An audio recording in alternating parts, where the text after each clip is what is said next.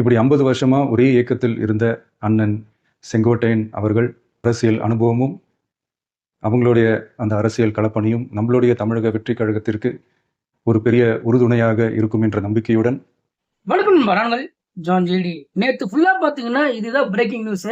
அதாவது செங்கோட்டையன் இவர் வந்து டிவிக்கில இருந்து சேர போறாரு. ஸோ இவரை வந்து ராஜினாமா பண்ணிட்டாரு அப்படின்னு நியூஸ்ல நேற்று ஃபுல்லா போயிட்டு இருந்தது. ஸோ இவர் வந்து இந்த சேருவாரா இல்லையா அப்படின்ற இந்த நியூஸ் பாத்தீங்கன்னா ரொம்ப ஸ்ப்ரெட் ஆகி இன்னைக்கு தான் அது வந்து ஒரு முடிவு கிடைச்சிருக்கு.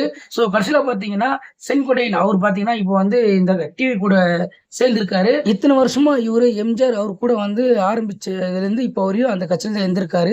ஸோ இதுக்கப்புறம் பார்த்தீங்கன்னா இப்போ விஜய் அவர் கூட வந்தது வந்து நிறைய பேர் என்ன சொல்கிறாங்கன்னா, ஸ்டார்டிங்கில் வந்து இவர் போகும்போது எம்ஜிஆர் இருக்கும்போது தான் இவர் காலத்தில் போயிருக்காரு.